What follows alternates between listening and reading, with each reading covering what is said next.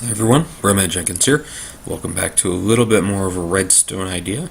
And I recorded something about this over here, which uses the switch I did in the first episode of this to close a bunch of piston doors. But it's a fairly conspicuous switch, isn't it?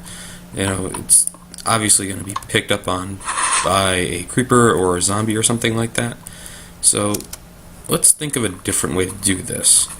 And what I've built here is a basic bud switch. I've never built one of these before, but there's some pretty good tutorials out there on how to do this. And this is probably my favorite kind of them because it's very compact, it's very small, and if you cover it, you probably won't even notice anything except for the hole you have to hit.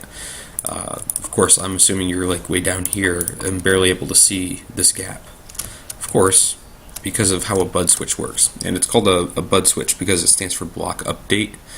And you'll see I have my normal switch set up here with the two pistons and then the redstone torch down below.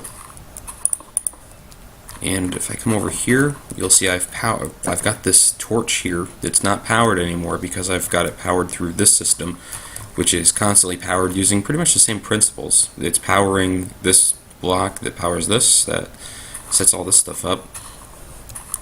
So what I do is anything around this piston on top of it, here, here, or here, will force it to push open. It's through block updates,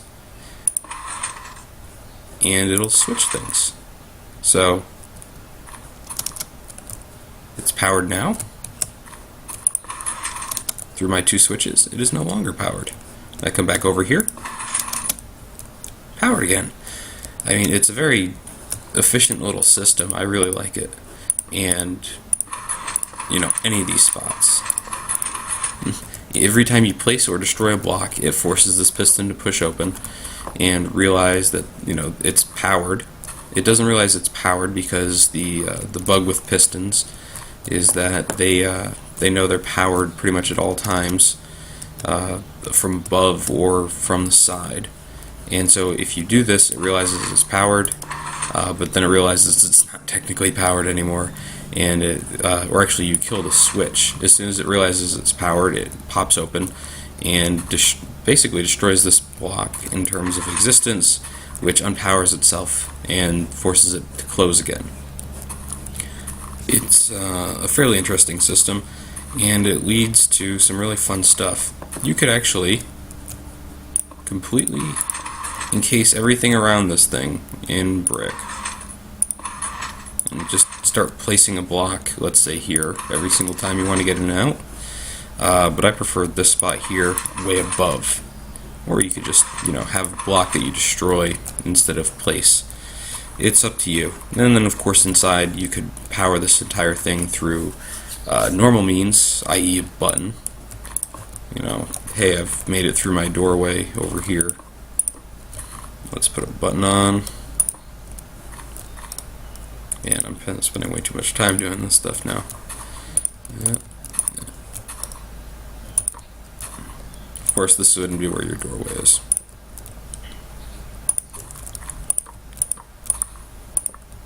Let's say we do that. I don't know why I put that many repeaters down, but I did. So this still works, and it still works in conjunction with this. So that's pretty cool. I enjoy that.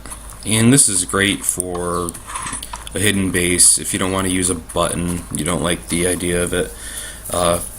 It'd be really cool for somebody who builds something like a mountain base and they don't want people to get through to it, and you can just have that block update and no button to find, no door to go through, just have some pistons that block the way. It'd be good times. Alright, thanks for watching everyone, and we'll see you soon.